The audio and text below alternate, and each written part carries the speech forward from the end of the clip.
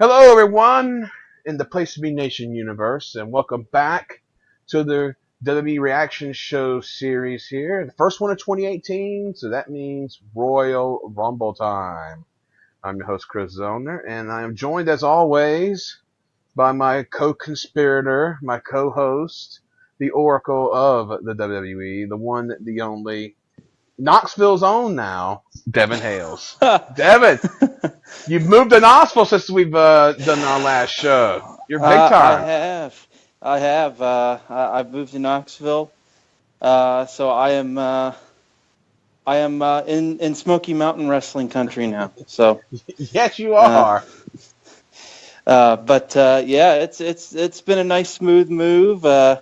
It snowed here the first week I was here, which was interesting and fun. It's been a fun few weeks for the move, and it's been a good first weekend of watching wrestling on the television in Knoxville. There you go. There you go. This has been a hell of a weekend for the New York office, as they would say. That's for sure. But we are not alone this evening. As yes, since it's one of the big shows, we had to have this man on. John Cena is known as Big Match John, but this man right here is known as Big Pod Dylan.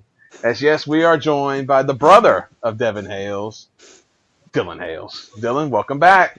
Happy to be back on a different location site than Devon here. Now we're about 99 miles away from each other, so no chance of a literal fist fight like there was during the Almost Buried Tanners on We Don't Know Wrestling podcast. So, yeah, that was a very entertaining show. We'll keep the peace tonight, I think. Definitely. Yes, we got a lot of great stuff to talk about tonight, because tonight's show was a hell of a fucking show in many ways, and it was a loaded show. I told Devon when I got on the call, I was like, I'm exhausted. That was an exhausting show, but it was exhausting in a good way. So, because we had the 2-hour pre-show, then the 4-hour plus main show, so 6+ hours of WWE entertainment. And the pre-show started with a hell of a match, as we had Kalisto, Gran Metalik, and Lince Dorado going up against Drew Gulak, Jack Gallagher, and TJP. I thought this was a great way of using these guys, especially the Technicos, as I would say here, in the trios match. The triple moonsault spot was awesome, I thought. And I just dug everything involved in the match. Good pre-show match. So, Devon, we'll start off with you. What did you think of the match? It was a really good opener. The cruiserweights and 205 Live in general has actually had a pretty solid year this year. There have been some good Gold Dust tags on the show this year. Gran Metalik has had all of his matches have been good this year. TJP, despite him being potentially or arguably problematic, is very good in the ring and has had a very good year. This is just another one of the really good matches that 205 Live has actually had this year. I'm really liking the Lucha Trios face team. There were some cool, fun dive spots. Metalik was awesome in this match. Like I said, he's been awesome all year. Super fun to watch. And even with the weird, silly thing of starting a match at 5:30 when there's 800 people in the building, the 800 people that were in the building got into the match. Yeah, they did. So that sounds like faint praise, but the people that were there liked the match and seemed to be into it. So I think it was a victory in terms of getting the crowd involved. It just, the biggest negative was, I guess, just card placement, and they need to kind of figure out a way to maybe put on the first pre-show match at 6 instead of 5:30. But when it comes to these big 4, and I guess big 5 shows now, since Money in the Bank is a big weekend now. But I like this match a good bit. Dylan, 205 Live is going through a change right now. Their champion is no longer there. He was fired for being an alleged idiot. And that's all I'll say about that. And he was supposed to face Cedric Alexander on this show. Cedric ended up not even being on the show altogether, so it sucks for him. But where do you think 205 Live goes from here, and your thoughts on the match?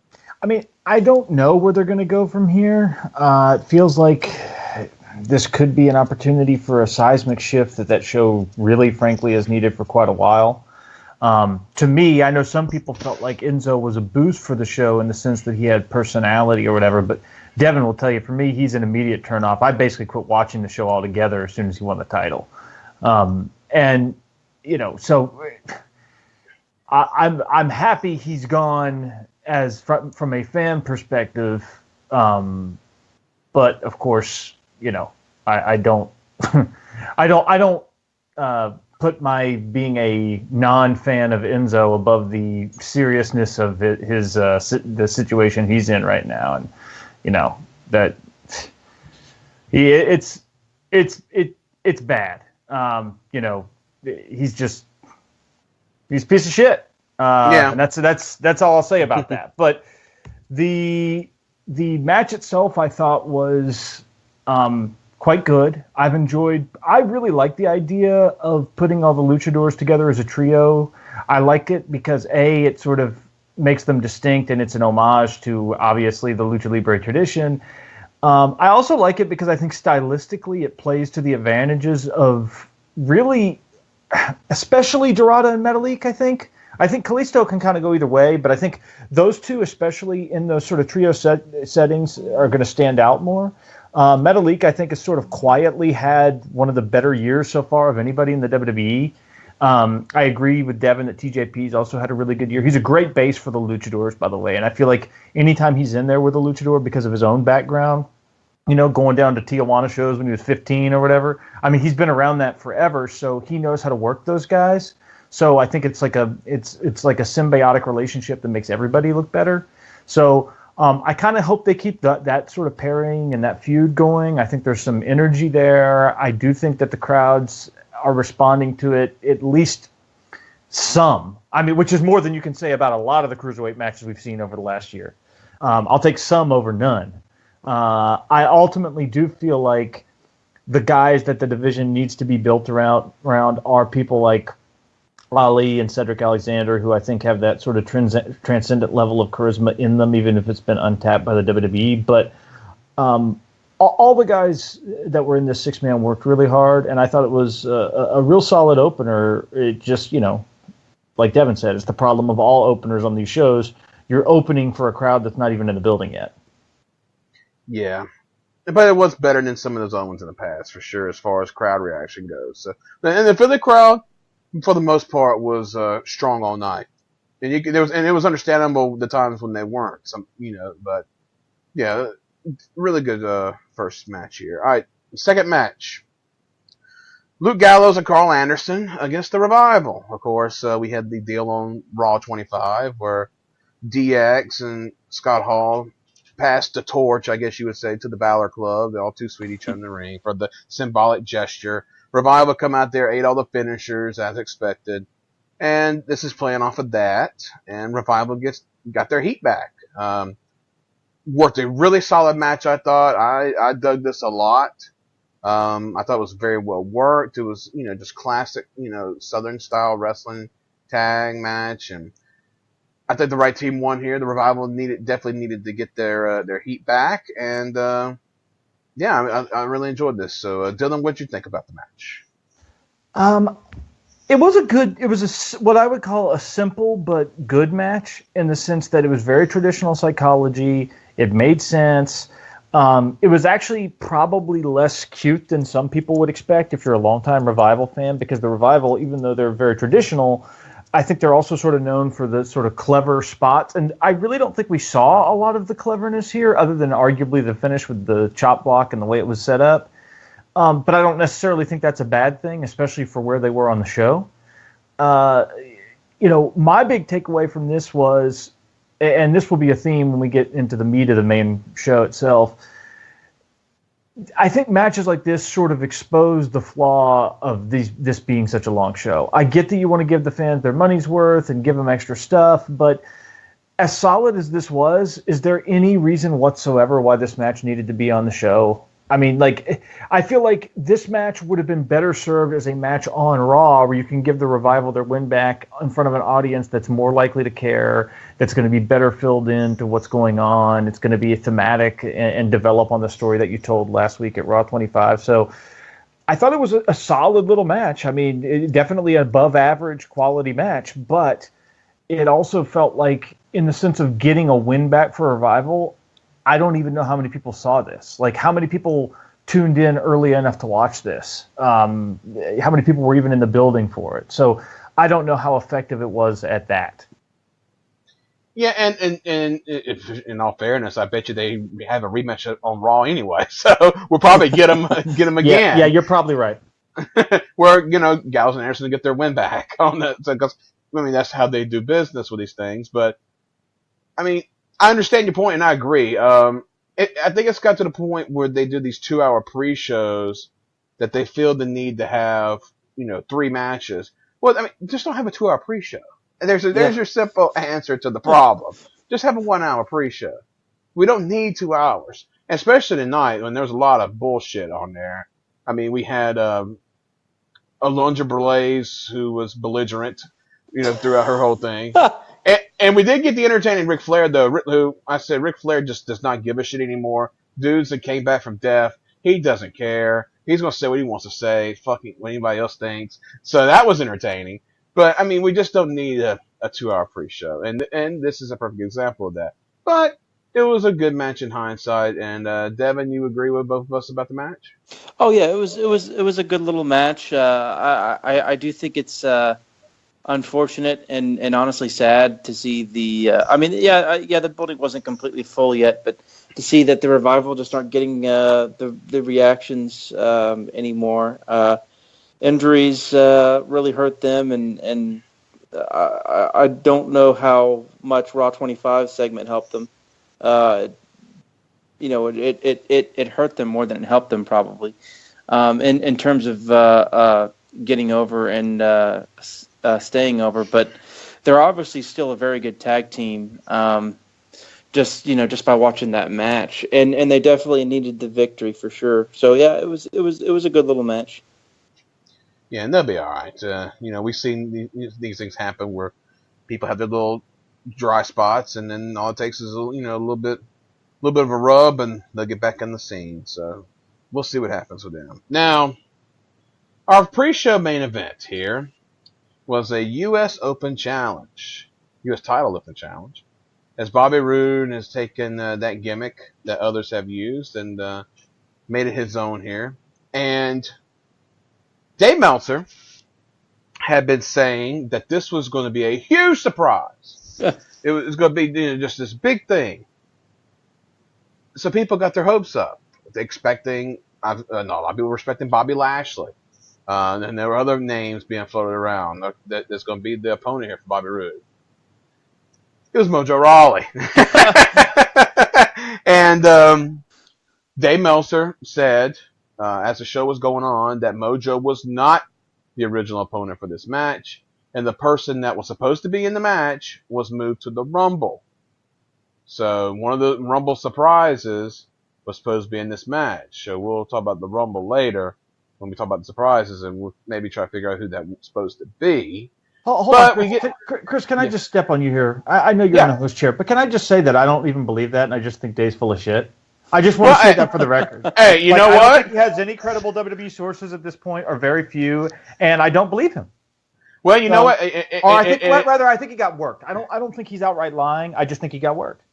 You know what? And his track record recently definitely lends credence to that theory. He has definitely been out to lunch lately on a lot of his WWE stuff. So you have all the right in the world to not believe what he's saying here. I don't blame you one bit.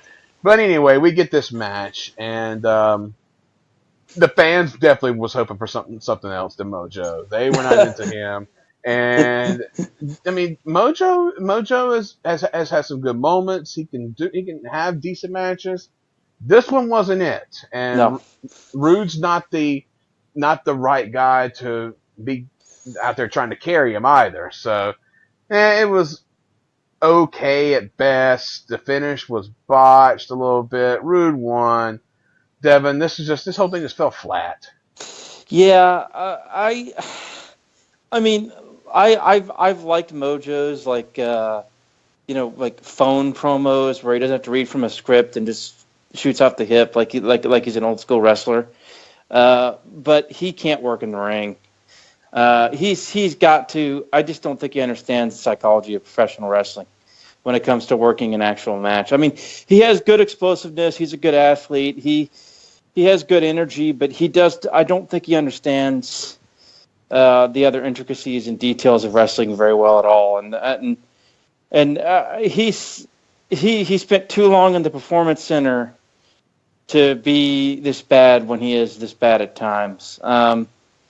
I just don't know how much hope he has in terms of being able to have good matches. Now, to be fair, Rude isn't a guy who I would trust to carry many people in the ring, and this was not a abysmal match by any means, but it definitely was a bad match, and it wasn't a good one. It just wasn't a good match. That's just kind of how I feel. Yeah, and Dylan, this match should have just been canceled. I mean, they should have just had Rude in the Rumble. I think that would have worked out a whole lot better. I agree. To Devon's point, real quick on Mojo, and I want to get your thoughts on this. I think Mojo is way better as a babyface worker. I don't think he's a good heel worker, and I think that's the problem. So, what are your thoughts on that? Well, I do think he has a sort of a kinetic energy that translates more easily as a babyface. Is almost like a Hacksaw Jim Duggan level, like buffoon that it's easy to cheer for because everybody had like that brain damaged football player they went to high school with who would like headbutt lockers and like but wasn't really a bully because he was like almost too dumb to be a sociopath. He is a Gronkowski by association. Sure. So I don't know. I'm not saying the guy has no utility at all. I thought he was pretty well hid in the tag team, but you're right. This match really shouldn't have happened. It didn't add anything to the show other than time. I feel like if you wanted to have an extra filler match here, why not just do Cedric versus Mustafa Ali again, right? They just had that match that everybody loved on 205 Live. Yes. Why not just do that here? I mean, yeah. And you put Rude in the Rumble. You take, and then you can take somebody like a Seth Rollins, for example, out of the Rumble, because even though there were reasons why Jason Jordan wasn't in it, probably injury-related reasons, it did feel really weird that they weren't both in that match. That's a separate. We can talk about that later. But yeah, to me, this was a waste. I thought it was the worst match on the show. Bobby Roode is like kind of the epitome of a just there guy. He's certainly had some matches I've really liked over the years, but he's not somebody that ever really grabs me. And, Devon's right in the sense that while there are ways in which Bobby Roode is sort of the stereotypical ring general type, he's not the ring general type that's going to be able to bump all over the place to get Mojo over. The finish in this match looked awful. And you almost got the feeling that Bobby Roode was just like, yeah, we're not doing that again. we're just going home. He made a business decision, as they would say. There, so he's a 40-something-year-old vet. He's not. We're not going back to that well again. So, but I mean, it wasn't horrific. It just was, I think, the weakest thing on the show. Unnecessary. There were certainly things on the show that got weaker reactions, which we'll get to. But this was the weakest match on the show. Yeah, and Bobby Roode, of course, when your mentor is Terry Taylor, he reminds me a lot of latter-day Terry Taylor in a lot of ways. So, yeah, it is what it is. But that's the pre-show. Now let's get to the main show. And we open up with one of the most polarizing matches going into this show as you could get. The handicap match for the WWE Championship. AJ Styles defending against Sami Zayn and Kevin Owens. And no, I will not call them what AJ has called them on television because I just refuse to. Now, I'm going to say this for this match. The crowd was red hot for this match. They were invested in all these guys. Even if the build-up has been awful in a lot of ways, in my opinion, made SmackDown pretty much unwatchable in a lot of ways in the past few months, and I don't think we're done with this either. And by the way, everything went towards the end, so ugh. But everybody worked hard here. AJ is just an amazing individual. We all know that. He's tremendous. There's no other way around it. Strong match. They got the controversial finish that Owens never tagged in and Zayn was legal man, and they whined to Shane afterwards, and he acted like a dick to him as always. So like I said, this is going to continue. But I'm so glad AJ won, because God forbid we do not need the lay cool of the WWE Championship right here with Kevin and Sammy. So Dylan, I know that you love AJ Styles as much as anybody, and I thought this was one of his strong performances as usual. And your thoughts on the whole match in general? Look, it just never should have been booked. I mean, this is a match, like, this whole program has been so bad that I think this is, like, regardless of whether you're high on Kevin Owens and Sami Zayn or even AJ for that matter, I think almost everybody is united in thinking that this is a stupid program. Even the people who think Owens and Zayn are really good heels, which I'm just not a fan of the act at all, to be honest. But even the people that are in that camp, I think, recognize that this program is just awful. And the match definitely was better than I had feared. But the fact that, and Devin and our brother Dustin made this point like earlier today, which is the fact that they made me not give a damn at all about an AJ Styles match of all people. I know. I mean, if that, you know how hard that is? Like, yeah. Like, it's real hard for me not to care about an AJ match. Like, whatever you think about gender, and I'm not one of these diehard gender guys, I'm just kind of like whatever on them. But I was relatively excited even about those matches, and he's not a guy I'm high on. Like, I was excited when he was wrestling Ty Dillinger on TV in, like, throwaway 3-minute matches last year. But I don't know, man. Like, here's the thing, Dylan. AJ Owens and Sammy are just bit players in the Shane McMahon Daniel Bryan story. That's what it is. They're these minor players. They're the puppets. You're right. You're right. But you're right. But look, and that sucks. you're right, and it is bad. And this is Devin's point, and I'm going to steal it anyway because it's my turn. Yeah. It's not a coincidence that that the show that Kevin Owens is the top heel on has been the worst show for the last 2.5-3 years now. That's not a coincidence, okay? Like, at some point you have to connect the dots and realize he's not any good at that. Like, find something else that he's good at. Either like tweak the character some way. I'm not saying the guy has no value. He's clearly really over with a certain segment of the audience, but then you watch, like, it just, the storytelling element is not where it needs to be with him right now. And it hasn't been for a couple of years. Like, they've got to change. And look, the match here was fine. I thought some of the Zayn and Style exchanges were actually quite good. Nobody, I think, believed for even a second that AJ was going to lose. I did think they executed a clever finish, and it came across looking very good. And the match was, it was better than I expected. It was a pretty good little match. I liken it to like a good little house show, like BS house show stipulation match.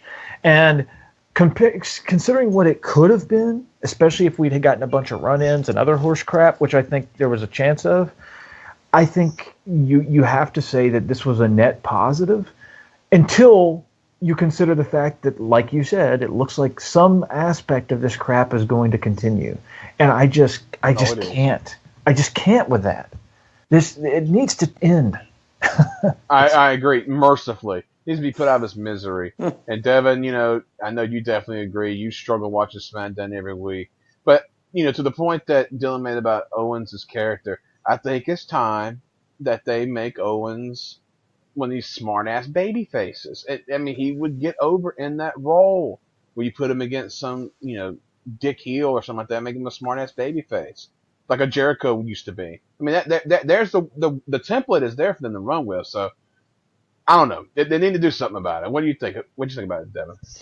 The match was pretty good, actually. I mean, the heat was great. AJ was great. that strike exchange between AJ and Sami Zayn was pretty brutal. AJ specifically was really laying those forearms in. Yeah, and I also like that Zayn won the match on Tuesday with a Blue Thunder Bomb, so that his Blue Thunder Bomb near fall could be a little bit better than it usually is. So that was another good big plus for the match. Yeah, this storyline and feud sucks.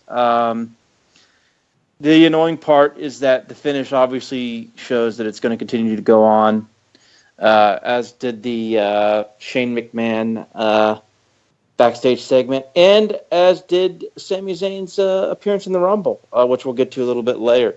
So it shows that this shit's still going to go on, and still going to continue, which is eye-rolling and annoying. But as far as Kevin Owens as a smart-ass babyface, that would probably be better than him being a smart-ass heel. Because like Dylan said when he stole my point, whatever show he's on as the top heel, it's the worst show going at the time. So a character tweak would definitely probably do him wonders in terms of at least from at least from my personal enjoyment. It would probably help Kevin Owens a lot. Absolutely. All right, let's move on. SmackDown as another match here. They open up with the first two matches as we had the 2 out of 3 falls match for the SmackDown Tag Championships as the Usos defend against Chad Gable and Shelton Benjamin. And man, was this interesting. Very long first fall, but a great first fall. Both teams just working their asses off. Usos, of course, they're an all-time tag team by now. Everybody knows that. But Gable and Benjamin are starting to get their shit together, and they're getting stronger as a team as we go along. And then we had the Usos winning the first fall. It's okay, now the heels are going to take the second fall. We'll go to the third fall like we always do. As Lee Corso says, not so fast, my friend. The Usos win the second fall very quickly. After one of the Usos got taken out, the other Uso got a cradle, got the win, shocked the hell out of me because I didn't see that coming. And it was actually, thinking about it, it's a welcome change because that breaks the narrative that we always see in like these 2 out of 3 fall matches where we always get the split, and then we go to the third fall. I'm sure, and the fans, I don't think they knew what to think of it either. But I think in their defense, they probably didn't know it was 2 out of 3 fall match to begin with. I'll let Dylan talk about that in a few minutes. But Devin, the Usos are awesome. But it seems like with this deal here with Gable and Benjamin, they've been going at it for a little bit. I'm probably guessing they're going to still go on, but I think the Usos may need to get some new opponents. But what do you think about the whole angle in the match and everything? I thought this was a really, really good match. The Usos are the GOAT tag team in WWE history. They had another great match on pay-per-view. The first fall was awesome. I really liked, and the thing about it is at least for me, I knew it was 2 out of 3 falls. I'm not sure how many people in Philadelphia did, but I bet on some of the near falls in the first fall because knowing that it was 2 out of 3 falls, it made it exciting and interesting. Chad Gable has gotten really good. He does some pretty awesome stuff offensively. He's got the Chaos Theory. He does a fucking rolling capo kick. Yes. Now that he's implemented into his offensive Tiger suplex, he broke that out. Yeah, he did that. The Uso didn't get up too well for it, but it still looked pretty good. But yeah, he busted out a Tiger suplex, which was awesome. So yeah, Gable's kind of looking really impressive as of late, and Shelton throwing his brutal knee strikes has been fun lately. So Yeah, I thought the first fall was awesome, and the second fall was I was a little disappointed just because I was enjoying the match so much. But I do agree that they sort of they broke from the trope and the formula and had the Usos winning 2 straight. Yeah. Again, I was like, at the time I tweeted out, what the fuck was that? It just caught me off guard, and I was like, oh, I mean, that is pretty cool that they did stuff like that.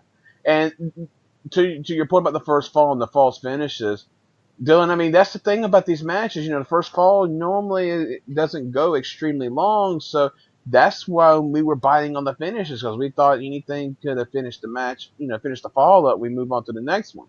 So, no, looking back in hindsight, I thought, they did that very well. I know you were a fan of the way they did this here, so expound on that. And where do we go from here with the Usos and Gable and Benjamin? Well, I think that,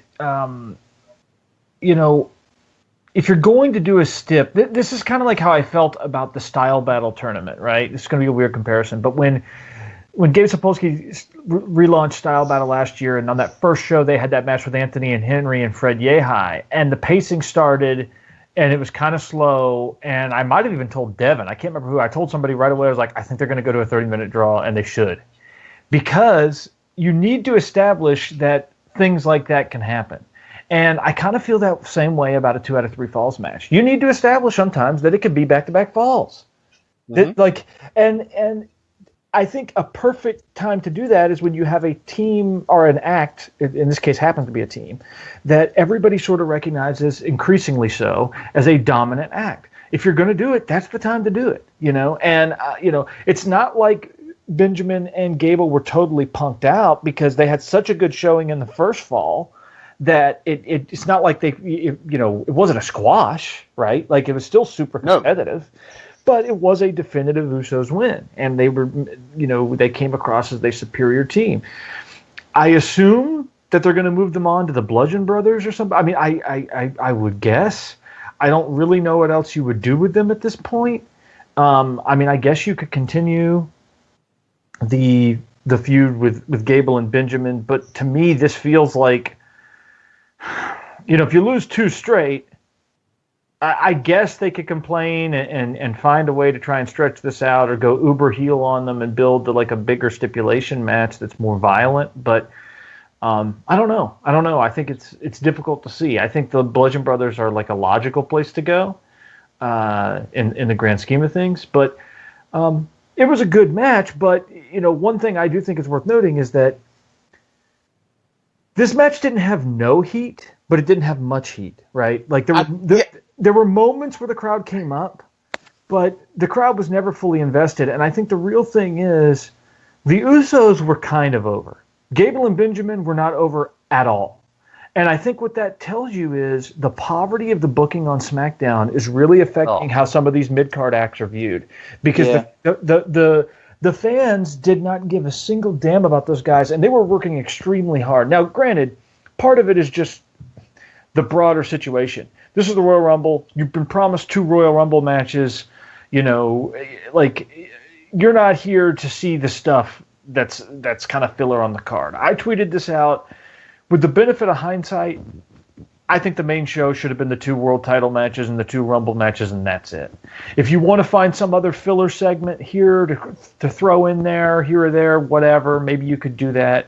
But they really put the tag team title matches in terrible positions on this show. And I think that that's a real disservice to the guys, especially the guys in the Raw match who had to work the Rumble, 3 out of 4 of them, and then turn around to no reaction later on the show. Like I thought that was I didn't care for it from a labor relations perspective.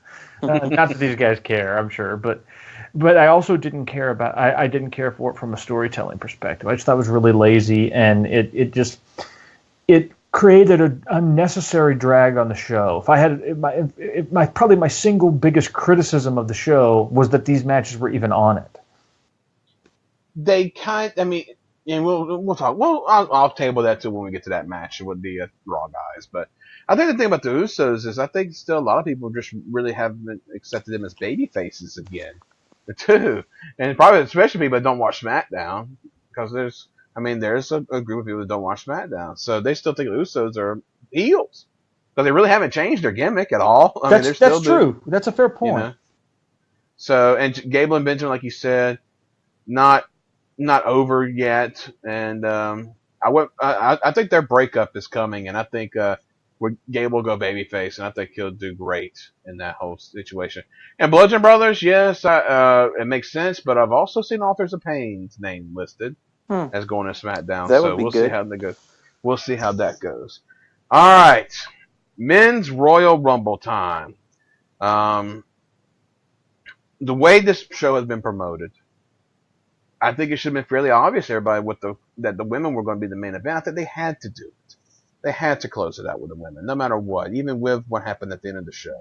I think you have to do it that way. And the Men's Rumble, we've had some interesting ones in recent years. Some have been good. Some have not been so good in ways, especially booking. This one here was, I thought it was one of the best ones we've had in a long time for a lot of reasons. We got some quality surprises here. Hurricane, whatever. Andrade Cien Almas, who shows up, as the NXT champion. It's very successful in one of the greatest matches in the history of not only NXT, but probably WWE altogether, the night before with Johnny Gargano, which was just simply amazing in every way. He shows up as a surprise entrant. Adam Cole, baby, the Hales brothers' favorite wrestler. God. He was over as hell in Philadelphia naturally, so they fought for him. And then the biggest surprise of all, a name that I saw virtually nobody mention as being even a possibility for this, and it made me so fucking happy to hear that music.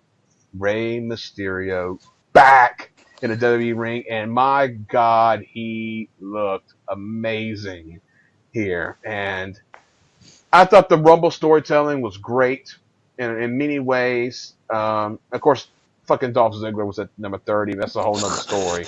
Fuck him. He shouldn't even been the fucking match, that douche. But I thought there was so much good stuff here. We got our normal Kofi elimination tease, which was great, and we got Rusev, they're gonna do something. They're gonna have to piss and get off the pot with this guy because this guy is so fucking over right now, and they're gonna do something. They got to pull the trigger on him somehow, some way before it's too fucking late because they strike while the iron is hot. This guy's ready. And he looked great in there, and it's everything that was going on. You had all your big names at the end. Reigns, Cena, Nakamura, Balor is your final four. I think it was the perfect final four. I love the visual, though, when it was the 6, when Orton was in there, and I'm trying to remember who was the other one. Who was the other one on the other side? It was Balor, Nakamura. Ray. No, on the other side, on the Balor Nakamura side. Oh, Reigns. Balor, Nakamura, Reigns, Cena, Orton, and Ray. I thought that was awesome. The symbolism there of this is the 2000s against the now era. I thought that was fucking awesome how they did that. And the crowd was so anti-Cena and Reigns. It played perfectly for where they were going booking wise. Balor went almost an hour as the Iron Man, looked great, doing the stuff he did. Nakamura, this is easily Nakamura's best performance on the main roster, no doubt. Maybe throughout the entire run. He put it out there. He wasn't lazy tonight, folks. And Cena and Reigns were perfect in their jobs here of putting this guy over and looking great in doing so. Nakamura wins. He tells Renee after the match that he wants AJ Styles in a match that I think pretty much everybody had called 6 months ago was going to be at WrestleMania, and they pulled the trigger on it. So perfect booking that way. So, Dylan, your thoughts on the Men's Royal Rumble? So I liked this match. I did not like it as much as other people, but I think partially that's because this match was very much not the match for me and my particular fandom, if that makes sense. I'm not anti-Nakamura, but I'm not a Nakamura fan, really. Like, I've seen him sleepwalk through too much for me to get excited about him. I mean, I'm sure him and AJ will have a great match, don't get me wrong, but I like, to me, it's a low interest sort of thing. He's fine. I kind of wish he was on Raw just because it would be interesting to see him in an environment that had more energy, that was actually written by somebody who was competent. But it is what it is. Take that, Brian James. That's Knoxville's own Brian James did. Yeah, be careful, Devin. So that's part of it. Like, there were little things in this that I really didn't like. Obviously, I hated Dolph coming out at 30. In hindsight, we should have all seen it coming. I wasn't one of these people who was expecting Daniel Bryan or anything like that. In fact, I think it was obvious when the men's match went on first that there was no way that was happening. No way in hell he should have made that match. And I didn't want him to do it anyway. So, like, to me, it wasn't like I was expecting that or anything. So here's the thing. I liked the Ray thing a ton. That got over with me huge. I thought it was a great moment. I thought they honored and respected him very well with that visual at the end. And when he was in there, he was a dominating presence almost. And he was treated as somebody who could win. They were talking about it on commentary. Like, this is a guy who's won before. He's a serious threat, which I did think added to the moment. But then there was little stuff down the stretch. Like, I'm not an Adam Cole guy. And here's the thing. It's not even that I'm like, I hate Adam Cole or whatever. It's just, in fact, I really enjoyed his match with Aleister Black from Saturday night. But he doesn't connect with me. And on top of that, I thought he was a really odd choice to even be in the match from NXT, in the sense that, okay, so you've got a heel guy on NXT who got his ass kicked and lost at a brutal match that he's still selling from last night, and he doesn't have a title. Like, I understand the argument of bringing up Almas and Ember Moon, which they also did in the women's match, as these are the top people for the respective brand. I don't really understand the logic of bringing up Cole. I mean, I guess you could say the Pennsylvania connection, but it just, to me, it just felt like a really odd choice of all the people they could have potentially used in that spot. I don't understand why it was him. I mean, if you want to say, well, he got over huge, well, yeah, so would have Hero, so would have a bunch of people. That's not really the point. Could you imagine Velveteen Dream in that spot? I just thought it was an odd choice. From a kayfabe perspective, I thought it was an odd choice. I hated the elimination of Almas. Like, I thought they did a great job establishing him as a player in the match. I don't think at any point anybody was suspending their disbelief enough to think this guy really had a chance to win. I do think there may have been a fleeting moment where people might have thought, man, maybe he'll get down to like the last 4 or 5. And you know what? Maybe that would have been too much, in all honesty. But I hated that Orton, of all people, eliminated. It just felt, it's like, to me, Orton's just such a low interest, like, a guy who exists type dude. To me, that was just a turn off. It sucked a lot of the energy out of the match for me, to be honest. Having said that, I loved a lot of the stuff early. I actually liked the way what they did with Baron Corbin early in the match. I thought it was very effective. I thought the Slater gag was legitimately funny. I thought the Elias stuff was really good. And I do think that some of the visual stuff with the Final 6 and then the sort of dynamic with the Final 4 I thought was really, really strong, even if I'm not extremely high on either Balor or Nakamura. I thought it was extremely strong, and that crowd certainly was high on those guys. To me, the biggest takeaway from the match was it was the second straight year where they really utilized the position of Reigns, and what he actually is for the company in an extremely effective way. And it's like, I don't care if you like Roman Reigns, if you hate him, if you're indifferent to him. I don't care if you think he's a good worker or a bad worker. I honestly don't, right? Like, to me, I mean, I'll argue it on merits if you want to have the argument, but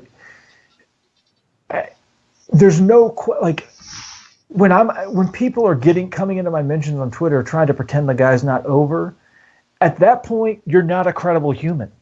Absolutely. Your existence as a human is not serious.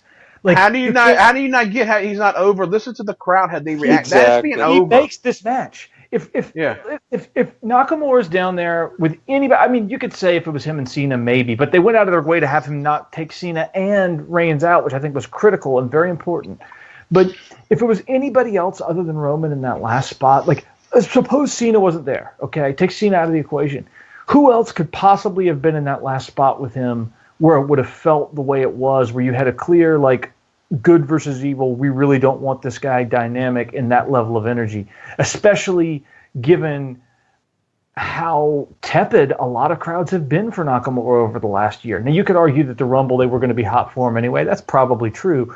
But I do think the energy in the building was at a different level because it was Roman and Nakamura. I legitimately do. And I thought they had some great sequences at the end. I thought it was really well put together at the end. So to me, it was good. I absolutely did enjoy it. It's difficult for me to compare, and I'm sure, part of the issue is I was at the last two Rumbles live. And as Devin will attest, to me, the Rumble is the one WWE show of the year you want to go to. It's like, yes, absolutely. Yes.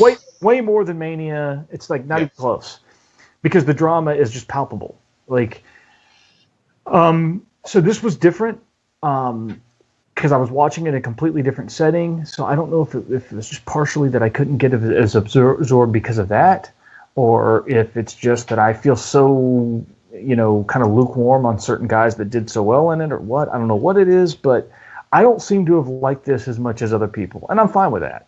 I did think it was good. I thought it was above average for a Rumble match, but it didn't hit me in the gut the way it did other people. And that's fair. And some, everybody has who they like, and you're definitely not one of the highest people in Balor and Nakamura. But I will say this about Nakamura. Boy, he sure looked like a different guy when he was in with the Raw guys, didn't he? When he went in there with the SmackDown slugs, at the end there. And boy, I tell you, and Devin, I know you probably will agree with me on this. If that match served any purpose other than making Nakamura win that match and making him a star, even more of a star, it made me want to see a Roman Reigns Shinsuke Nakamura series of singles matches. I thought they had really solid chemistry against each other there. But that's their first time interacting in the ring. I mean, Roman Reigns, I will never understand why people shit on him as a worker, because he's one of the best workers in that company. It's just amazing to me how people can't get behind him. I just don't understand it. I mean, let that shit go from a few years ago with Vince pushing him down everybody's throat. That's over, done with. The guy has earned where he's at on merit because he's that fucking good. So get over yourselves. All right, Devin, your thoughts on everything here? I thought this was a great Rumble. I thought it was a really, really, really good one. As far as all the big moments and stuff, like I loved the Heath Slater gag too. I thought it was great that he got to eliminate Sheamus, and that sort of. That was tremendous. I mean, it doesn't really pay off, but I mean, it sort of does. It sort of plays off the Heath Slater needs to get tough storyline they've been doing on Raw, where he takes all these beatings from people coming down on the ramp, and he finally gets in and he eliminates a star like Sheamus. So there's a little bit of payoff there. And there's the Sheamus Daniel Bryan WrestleMania thing. Yep. There you go. Yep. The Hurricane bit was funny. CWF Mid-Atlantic TV champion Hurricane, thank you. That's right. of course, Rey Mysterio popped me. I lost my mind. Like my favorite wrestler ever, so I went completely nuts. And he looked like, still one of the best wrestlers in the world. Absolutely. Flying around, doing his spots, doing his thing. The Baron Corbin stuff early was a nice little hot angle to get stuff going early. The Elias concert was fun. Yes. I popped for Almas too. I didn't like him getting eliminated by Orton. It didn't bother me as much as it did Dylan, but it was a little eye rolling. Well, I'll tell you real quick why it didn't bother me much at all is because, Orton is Orton, but Orton is the guy who was the defending champion. It wasn't like he was eliminated by Titus O'Neil. I mean, he was eliminated by Randy Orton.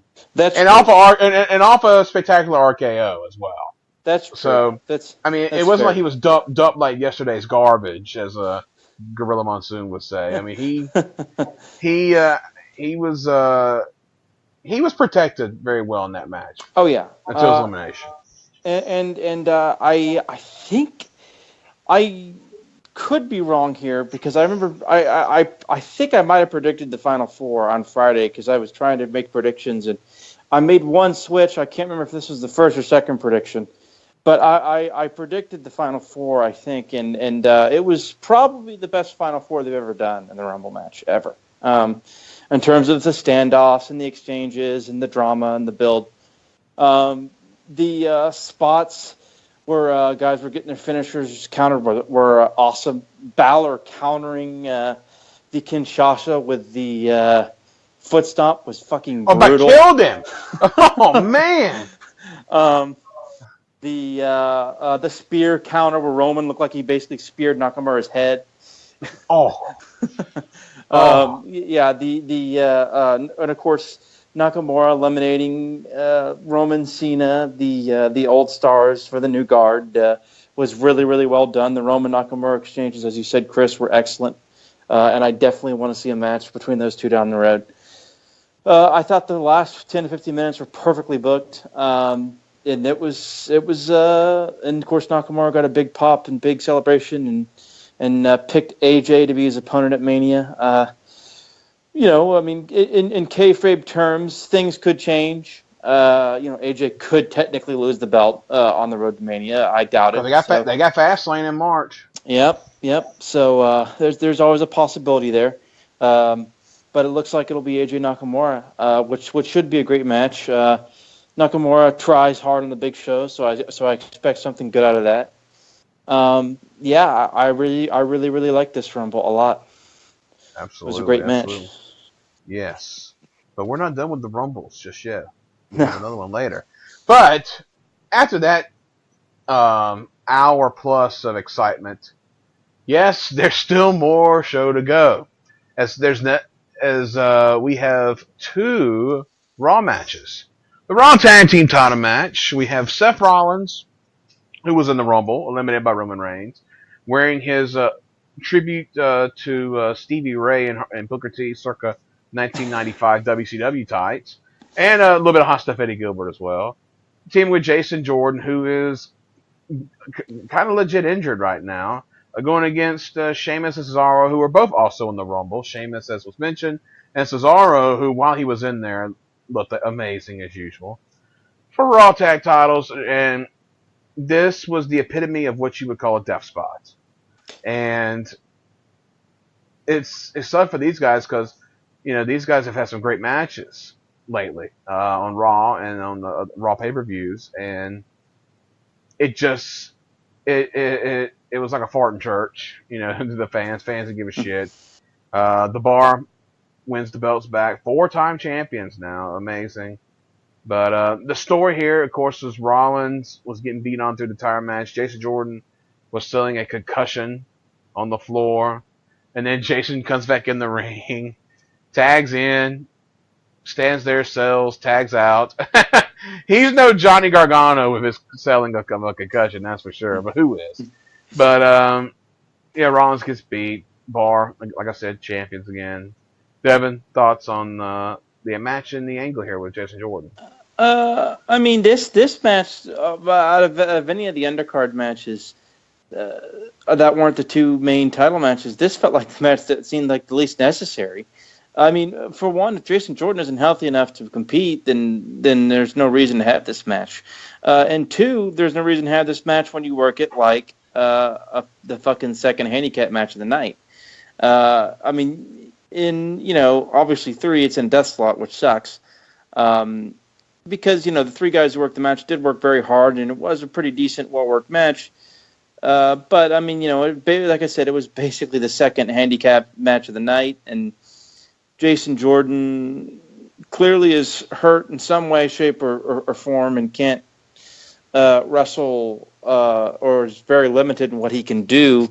I just felt like this was an unnecessary match and probably a match that was better fit for Raw, even more so than the Club and Revival tag. Like this match just didn't seem necessary at all, especially when you have 3 of the 4 guys in the Rumble match too. I mean, it just seemed like a waste of time. It seemed like filler. It was. I mean, I don't want to sound way too negative because the match was well worked, but it was a match that that probably could have been done on television rather than on this show.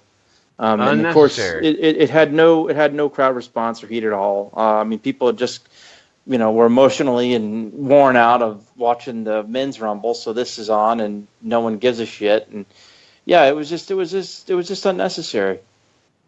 Yeah, the way they could have went about this, and Dylan, I want to get your take on this. You had these guys in the Rumble anyway, the 3 to 4 guys. Why not put fucking Jordan in there and number 30 instead of Dolph? Watch the crowd just completely lose their minds because they're going to think, oh shit, here's Jason Jordan at number 30. He's going to fucking win this thing. The crowd's venom would have been amazing for him in that spot. And I think it's a missed opportunity. Instead, we got fucking Dolph Ziggler, which I gotta talk about that real quick. I mean, you bring him in as number 30, you supposed big surprise, and then you come in there and then he's eliminated not too long after that. So why even do it? So put Jordan in that spot, watch the crowd just lose their minds, then let him get eliminated quickly to protect him, and the crowd go crazy. So that's your way of getting around this match, and then we save from having to deal with this match. So what'd you think, Dylan? I mean, this match was really depressing, honestly. Cesaro worked super hard for like the brief period of time that he was in that Rumble match, and I know. And he's so good, and it's like, I don't want to say this match was bad. Like Rollins was working light as a feather in this match. I mean, his offense in this match was less convincing than a Holocaust denier's arguments. I mean, it was just absolutely pathetic. Like virtually no contact. And the thing is, when you're in there with somebody like a Cesaro or Sheamus who are such like high impact, you can't get away with that shit, man. Like, I'm sorry. Like, and here's the thing. I've actually kind of been, and Devin will vouch for me on this, I've kind of been more favorable toward Rollins over the last certainly 8 or 9 months. But this was one of the weaker Rollins offensive performances I've seen in the last year.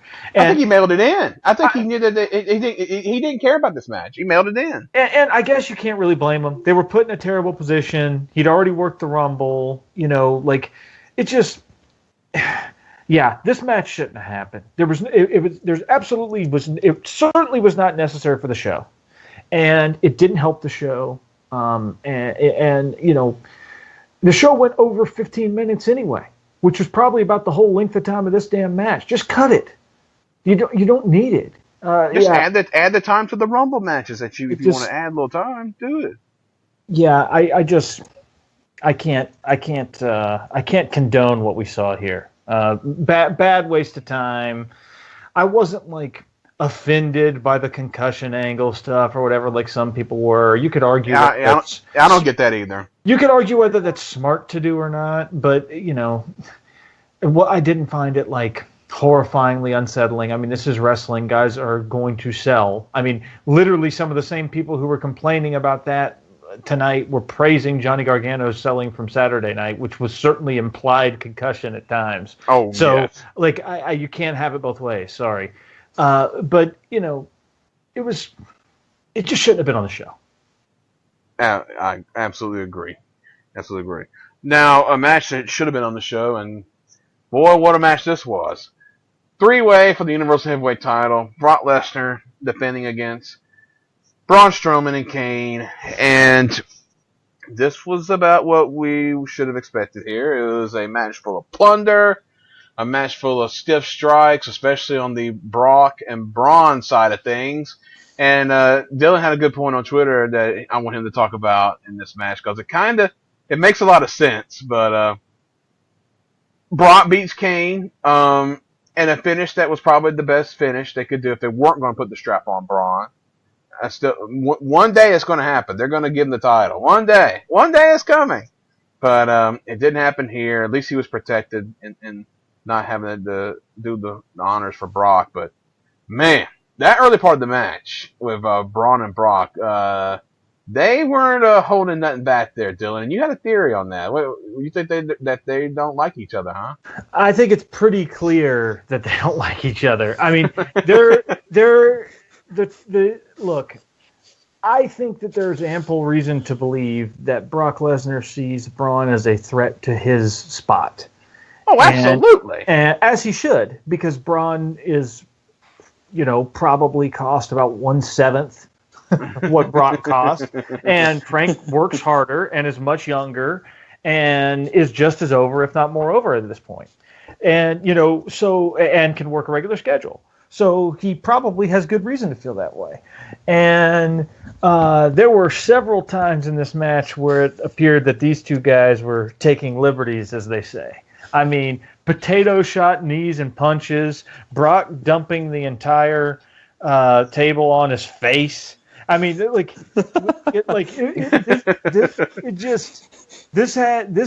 had an aura of unprofessionalism that rivals Finlay versus Lorenzo or whatever that. I'm so glad Lorenzo got name dropped here. This is definitely a higher stakes version of that. Look, I was shocked how long this went. Not that it went super long, but I figured this was going to go 5 or 6 minutes, and I think they went more like 10 or 11, or maybe even more than that. But it worked. I got back into it. I don't think anybody thought this was going to be a classic, but for what it needed to be, were there some awkward moments, including Kane taking the most ginger table bump I've ever seen in my life? Yes, there were. Okay. But by and large, the match was effective at protecting Braun rather, without hurting Brock's, needed and claim to be the rightful champion. You know what I mean? Like, it didn't feel like Brock stole the match necessarily, but it also didn't feel like he really beat the guy who mattered. And that's ultimately the result that they needed.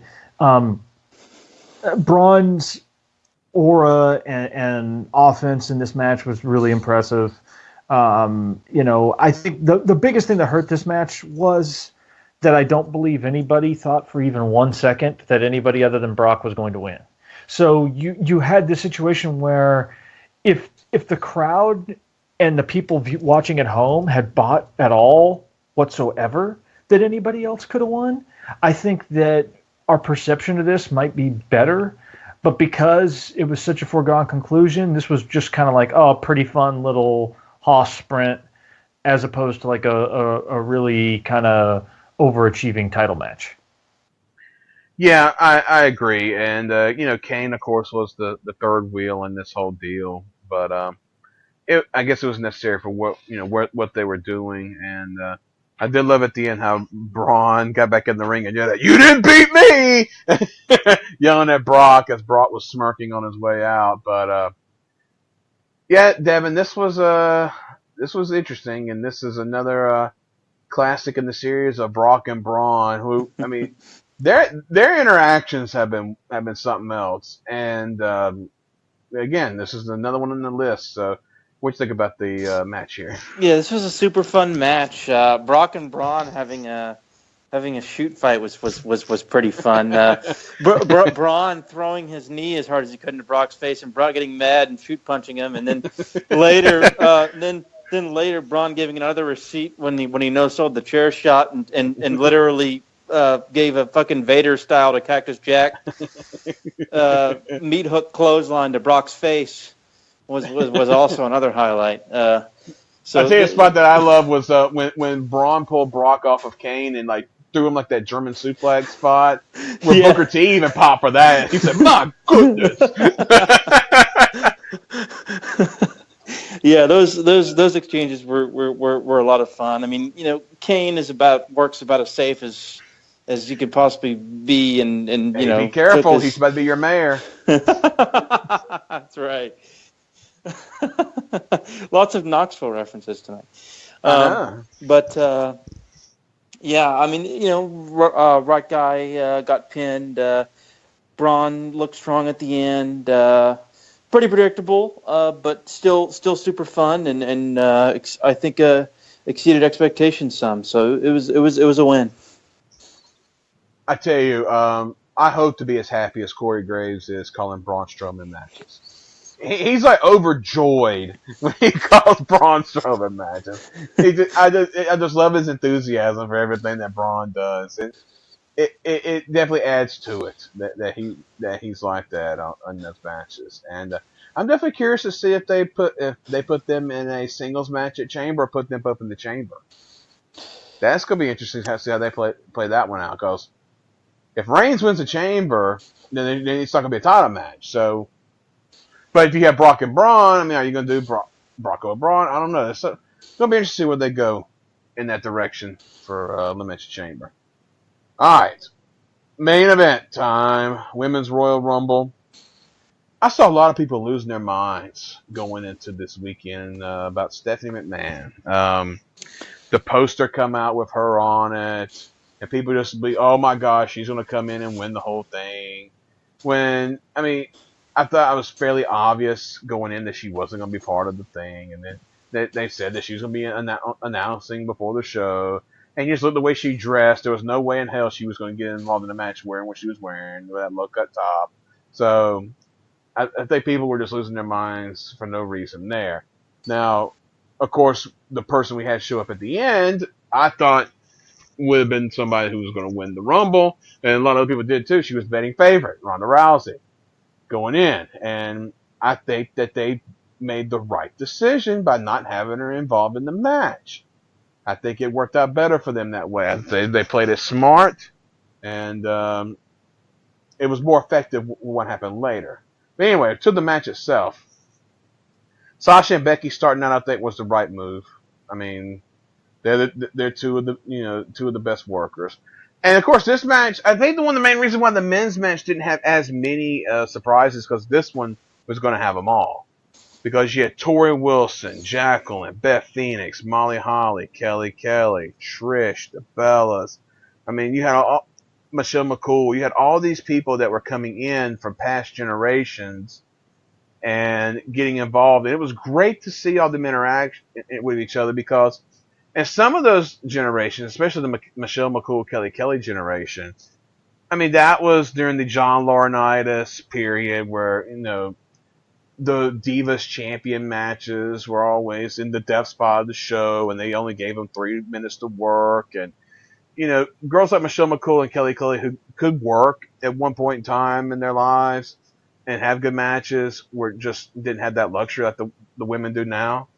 So... it was good to see them involved. Tori Wilson being this surprised me a lot, actually. And, because, God, you got to think about it. It was 19 years ago when she made her debut on WCW television. 19 years ago. So, she looked great, though. All of them looked great. Molly Holly, for God's sake, did her somersault on the top rope. That was nuts. I mean, Jesus. And Beth Phoenix, yes, she was awesome before, but she's been out. She's had kids. Picking up Nia Jax on her shoulders. Yes, she's still strong. And although Lita almost broke her neck again, did that moonsault, God bless her. That was not the wisest move. But I thought the booking on this match was great. I thought it was tremendous. I thought the way that Nia Jax was portrayed in this match was about as good as she's ever been portrayed. And she could probably say she might have been the star of this match overall. in the end. But Asuka was the winner, eliminated Nikki after Nikki eliminated Brie in a surprise. But Sasha Sasha throwing out Trish Stratus. That was a big deal. Sasha throwing out Bayley as well. Sasha went almost an hour in the match. So she got a good run here. And I love this Rumble. I thought they did a tremendous job. There's a complaint, which I'll bring up when I go to Dylan. But Devin, what'd you think about this? Yeah, I thought this was really great. This was super fun, and I think it was a success in terms of the first Women's Rumble. The first few minutes were strong. I think Sasha and Becky were the perfect two people to start out because they're the best workers and they're the ones you can trust to have a good exchange to start, and they did. I think for the first few minutes there was sort of a lull in terms of the crowd heat. But Lita, her entrance picked the heat for the match, got huge after that, and sustained itself afterwards. All of the legends and women from the past were a lot of fun, and most of them looked actually pretty decent. Lita scared me at times. I thought she was awfully sloppy. I never thought Lita was a good wrestler. She almost killed herself in the moonsault. Vicky's comedy spot was amazing. Oh, Vicky Guerrero, God bless her. That was a great spot. Amazing. Nia was unbelievably great in this match. She was incredible in this match. Her exchanges with Ember Moon were awesome. Her exchange with Beth Phoenix was fucking amazing. Her elimination was really well built too and done. She was the star of the match. Sasha was amazing in the match. She's the best women's wrestler in the history of the company. She was awesome in this match. I liked how she started out as kind of a babyface and then turned into like old NXT Sasha heel at the end when she eliminated Bayley, and then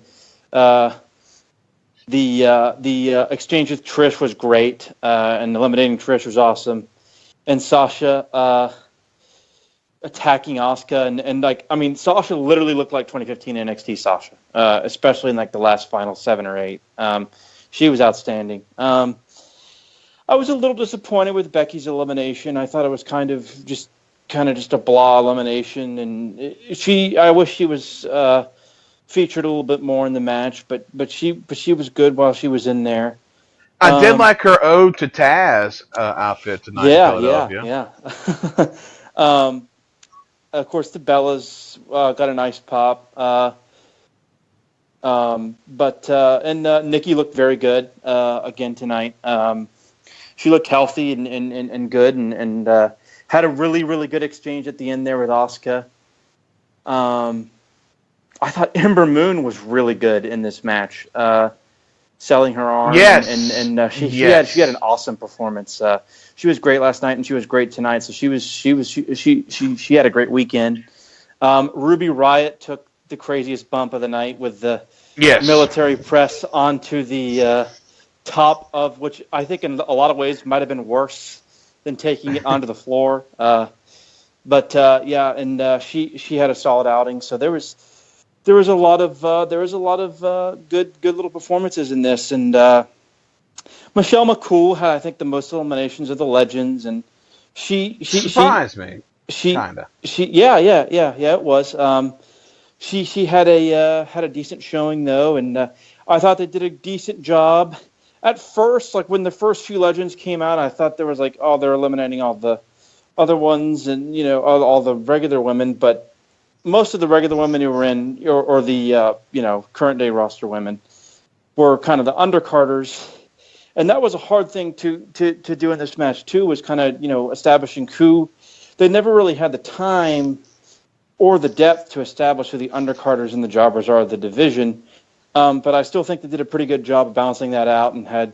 I think the crowd did it for them. Well, I'll talk about that in a second. When they had the Dana Brooks of the world come in and get eliminated by the kind of the older stars and the top stars and the newer stars of the division that that are here now and work full time get the big eliminations, like Sasha eliminating Trish and stuff like that. Naomi was very good in this match, actually. Her athleticism shined a lot. She got the Kofi Kingston, John Morrison special. Yeah, she did. Which is interesting that her and Kofi got the spot. I stole that line from Dylan. He can maybe elaborate that on more if you want. But they have something in common. But that was a cool spot. This was a really good match, and I thought it was an effective match, and it worked. And like I said, the final four with I thought was a nice, really good, or I guess the final five was a really great kind of amalgamation of all of the top stars of the last 15 years of the division. You got Trish, who was the star of the star of the 2000s. You had the Bella Twins, who were like the first, like the big crossover stars of this era. You had Sasha Banks, who was the first mega, kind of holy shit, like top worker, like women can work just as good as the men, who came out and became a big mega star there. And then of course Asuka, who is kind of the dominant, newest star to come from NXT. So it was a really, really good mix of those stars in that final five, and I thought that was great booking. And they did another deal of kind of Nikki and Asuka, where Nikki, the kind of WWE bred product, versus Asuka, the NXT bred product, in the final moments there. So I thought this was a great match for sure. Dylan, the crowd told me a couple of stories here. The crowd obviously treated the legends like they were stars when they treated the current roster women in a lot of ways, other than Asuka and Sasha to a degree. And boy, if you were a wag, wife and girlfriend of somebody, they sure cheered for your significant other in this match. Every one of them. And I don't think that was fair to the women here. I agree. I didn't like that. I don't know. It's garbage. Crowds are crowds. Crowds are crowds. I just didn't like it. But that's a story for that. But Dylan, what's your overall thoughts on what we saw here? Well, I would say that that's total garbage, and that's one of the arguments, by the way, as to why I think you can't. The argument of oh well, why can't we have Nazis in wrestling? We have them on Breaking Bad. Why couldn't you have a Nazi bad guy? Well, okay, that's in the abstract. I actually agree with that until you realize you can't control your live audience, and that's like, not that I'm suggesting that you're going to have hundreds of or thousands of Nazis in attendance at the average wrestling show, but my point is a show like that sort of crap demonstrates why I think we're not to a point where we can do storylines like that in a tasteful way in wrestling, right? Because you can't control the audience, and unfortunately there's still a lot of morons that think it's like more important to prove that they know something or to be edgy or whatever and chant dumb shit like that. So that was definitely one of the low points of the entire show to me. The only aspect of it I didn't really mind was the yes stuff with Brie Bella, because she had started to use that herself. Exactly, yeah. But the rest of it, I hated. The match itself, look, I thought this was clearly the best match on the show. I don't even think it was very close. You could rip things apart about this if you wanted. I know that some people didn't like it and thought it was confusing, that there were people falling between the middle rope or sliding under the ropes and ending up on the floor for a while, taking breathers. Okay, I get that. I think that's a fair complaint. Didn't really bother me, but I get why it would bother some people. You could complain that maybe they should have had more NXT women in the match. If I'm being fully honest, do I think they maybe should have had one or two more? Yeah, probably. But do I think it really affected the match? No. And more importantly, I think the story of the match, Devin sort of alluded to this, I tweeted this a little while ago, the story of the match was really trying to you were looking at the evolution and history of the women's division over the last 15 years. Absolutely, yes. That's what they were getting across. This was an opportunity not just for the women who are currently on the roster who've been hard workers and delivered and stepped up to the plate and done all that, but also for the people from the previous era who didn't get chances because both the promotion and the culture was frankly shittier in how they treated women's wrestling. It was an opportunity for them to actually come out in a high stakes moment in a main event of a major pay-per-view. You know, I can't remember if it was on this show or where, but I made a bet about whether or not the women would main event WrestleMania, I think in like the next 5 years or something. And I actually said I thought they would.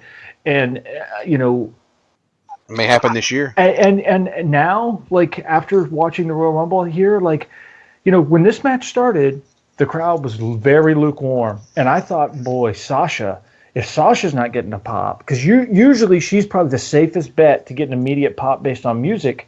And when she didn't get much of a reaction, I was scared. And whoever laid this out did a really good job, because Lita coming in at 5 is really when things turned around.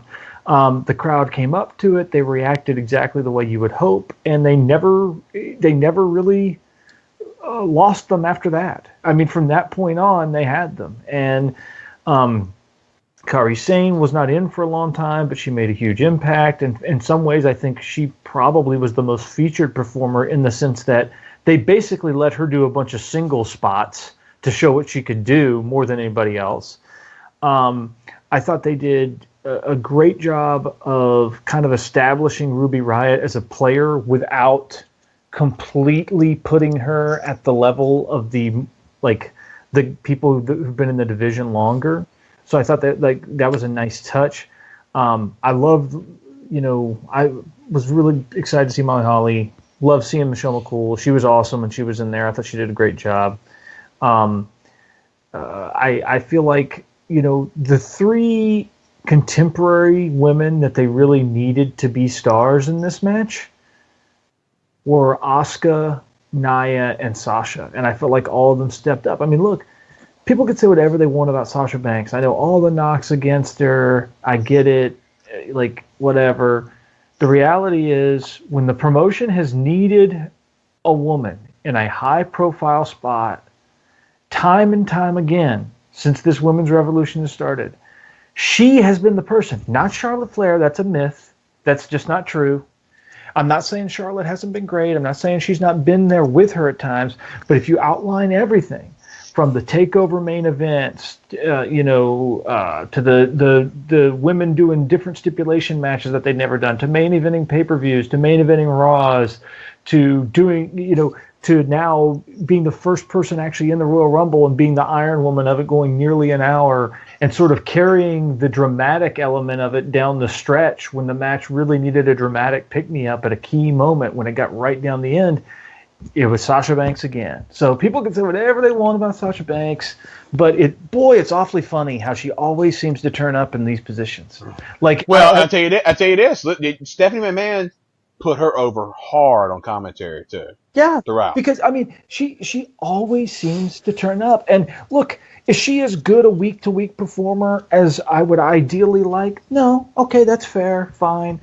But has she resonated as much as maybe she could have if she'd been better booked or if she'd had some better performances here and there in certain situations? Probably not. But if I have to pick one woman to deliver in a high-profile setting on that roster right now, I'm picking her even over Asuka. Not that she's not as good a wrestler as Asuka, but you know she's shown that she can do it. And I thought Asuka looked great here. I thought, the other thing is when they did the face-offs, like I agree with you in principle, Kris, that in theory the nostalgia acts were more over, but I think a lot of the times it was seeing how the nostalgia acts would play off of the contemporary acts, whether it be Sasha and Trish or Asuka and Beth and Nia. Or Beth and Nia, correct. Like, of course, Mickey and Trish got a huge pop, and that popped me because I love the crowd remembered that. Sure. So like all of that was great, but I think really it was the intergenerational dynamic. I actually that worked better than anything else, and I think that was the story they were trying to tell anyway. So, I get some of the criticisms. I understand some of the complaints. I like the finish.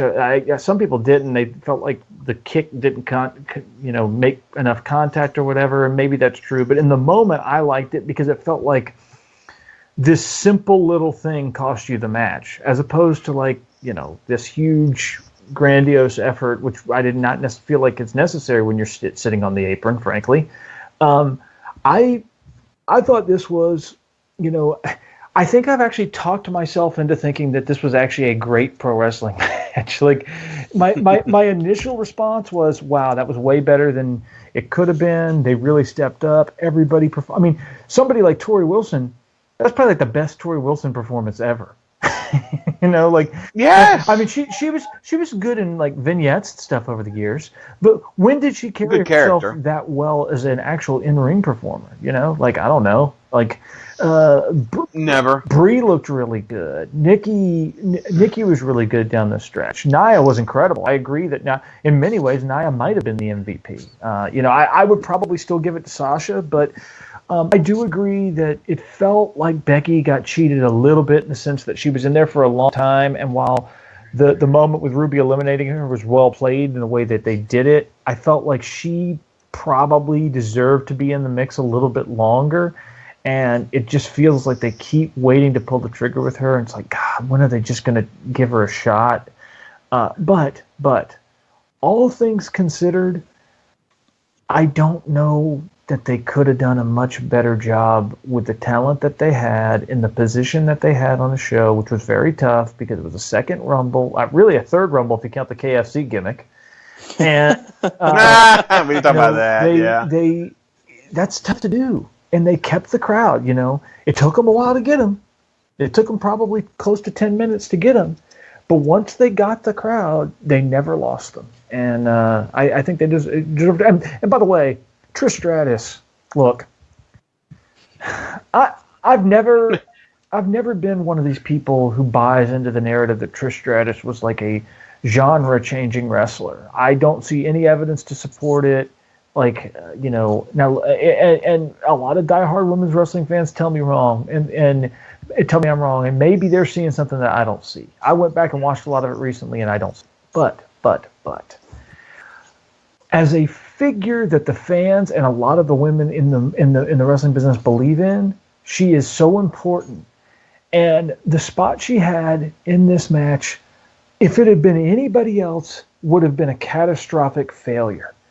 Everybody wanted Ronda Rousey to be. The crowd was starting to chant Rousey, right about before the buzzer. She was the betting favorite. Right before the buzzer went off, they were starting to chant her name, and I'm telling you, Chris, there's like this split second when Trisha's music hit, where you could feel everybody kind of go, "Damn." And you wondered, are they going to boo her out of the building like they did with Rey Mysterio at that Rumble a few years ago when it wasn't Daniel Bryan?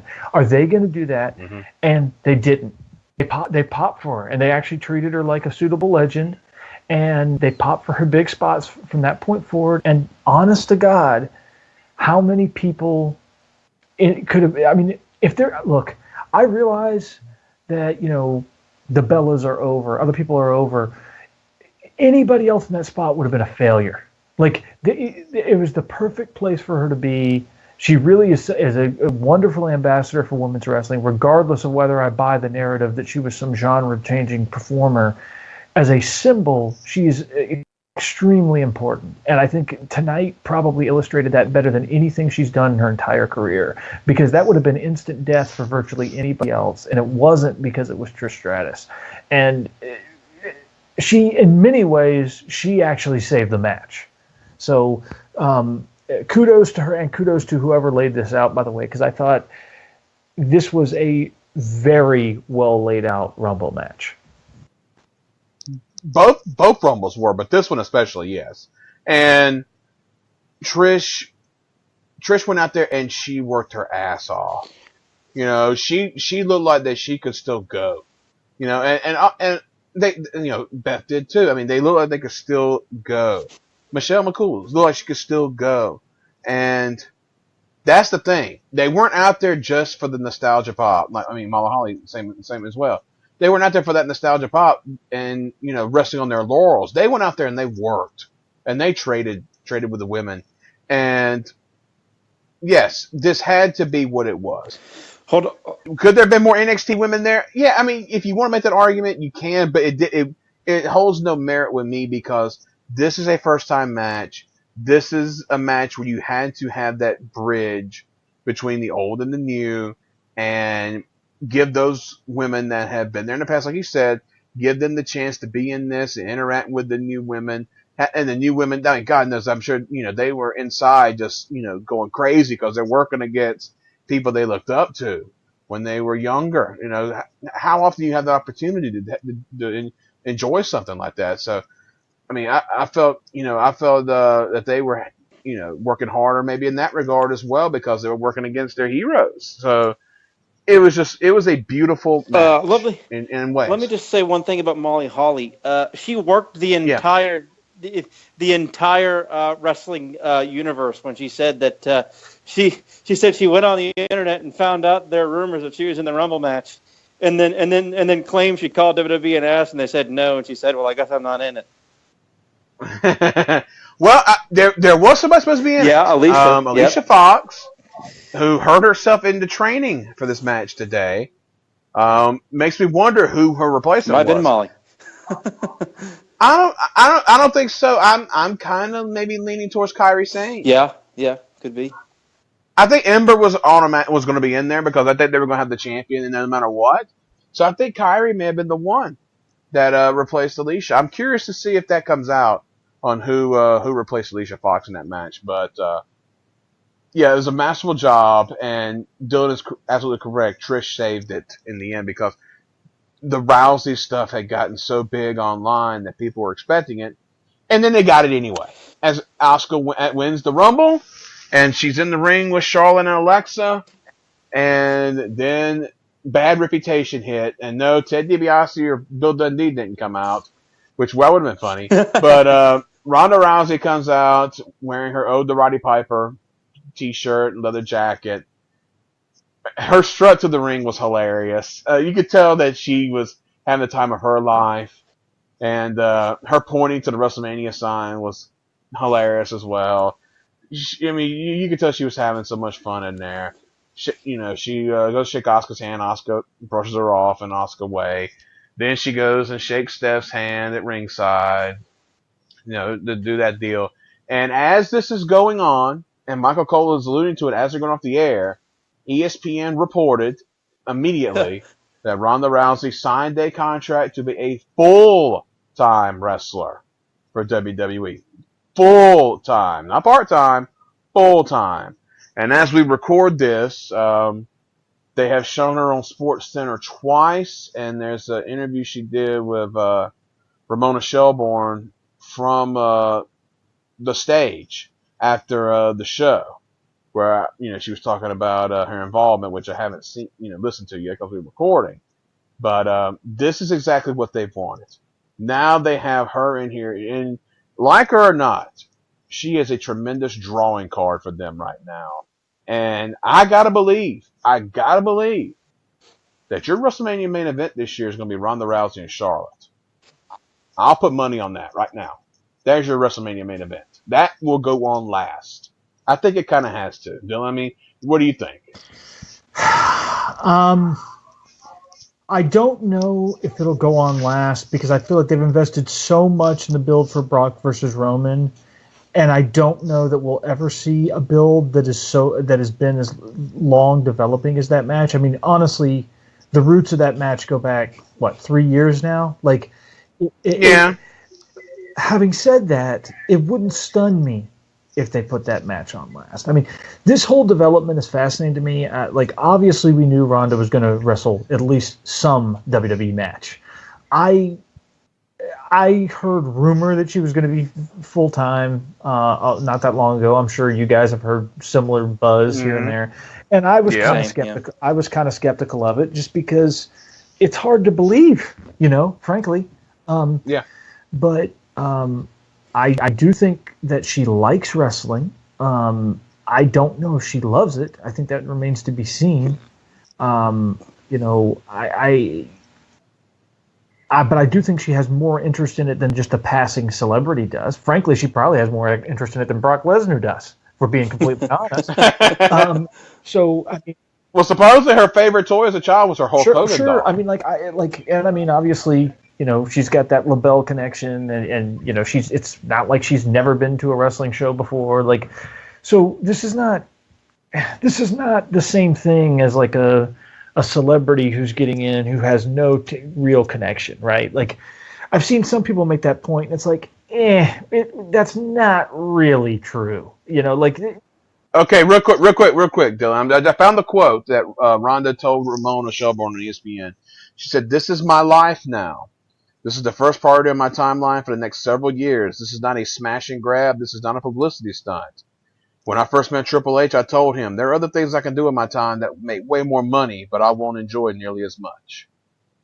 Yeah, I mean, I'm guessing that, I tell you, if you're Shayna Baszler, you got to be wondering what the hell's going on now.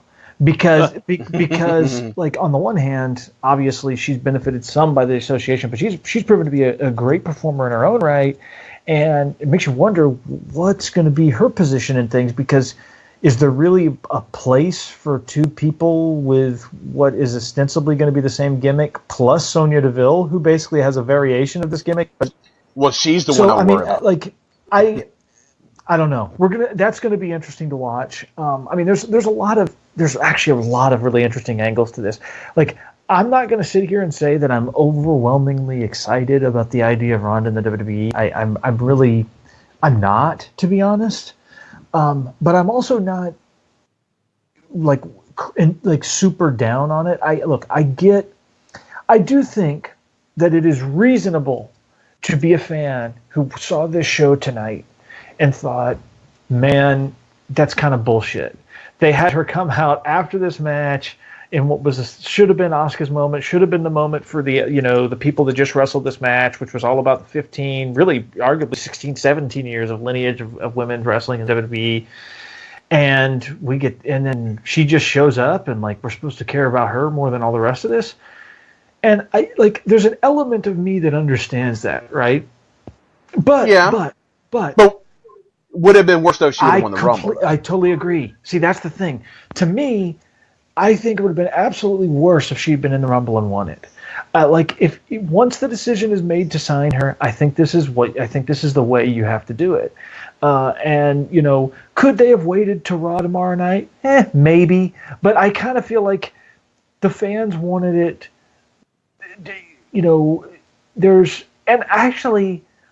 I think in a way, Asuka came across looking like more of a star and a badass by refusing to shake her hand than she did by winning that match. Exactly. Yes. I agree. In that sense, you could argue that was like an extra positive for the winner of the match. So I kind of understand both sides of that argument. I'm more in the camp of, look, this is pro wrestling. This is how stuff is done. Is it fair? Maybe not. Was it fair when Piper came out at the end of Halloween or whenever the hell, just took a spot in WCW and you had all these guys on the undercard busting their ass? Like, no, but, did it do business? Yeah. Did people want to see it? Yeah. That's kind of the mentality that I have with stuff like this is, wrestling is not a meritocracy. It's a business. And in an ideal universe, it lines up with merit as often as it can.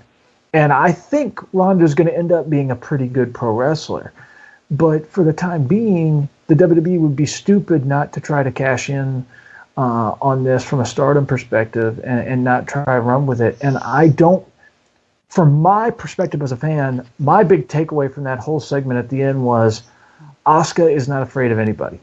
And, I feel like that is more important than whether or not Ronda got a slightly bigger stage than some people were comfortable about for her return, or I guess you'd say her first official appearance in the WWE. Well, as we are recording this, and this just broke on the WrestlingObserver.com. So again, this is Dave Meltzer. Again, track record kind of spotty lately with WWE. Boy, are we wrong? What we thought. The sentence here: the current plan for Ronda Rousey's WWE debut at WrestleMania looks to be a tag match with a partner against Stephanie McMahon and Triple H.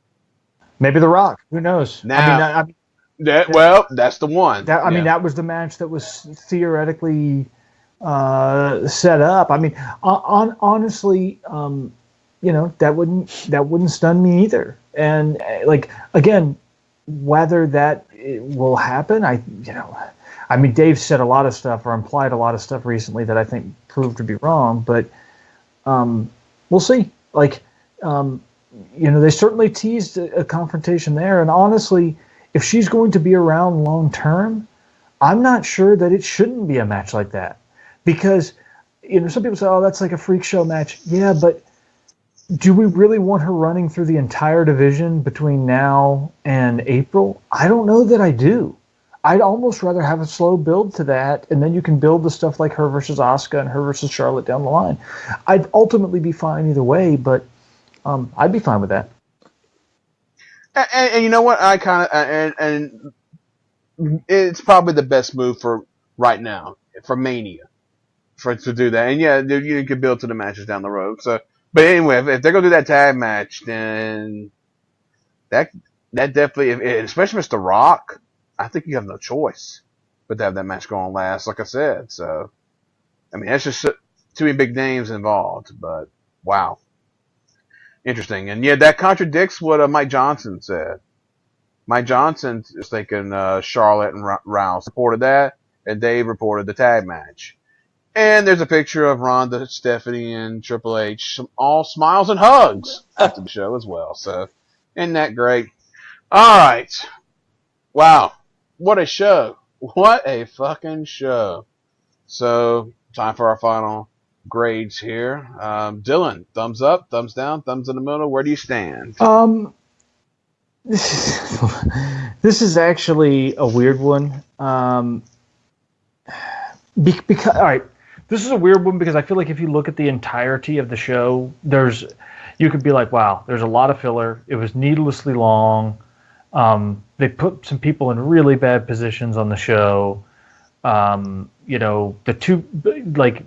two title matches were kind of afterthoughts that, were better than maybe we thought they would be, but also just kind of seemed inconsequential. And having said that, I think it's easily a thumbs up. I agree.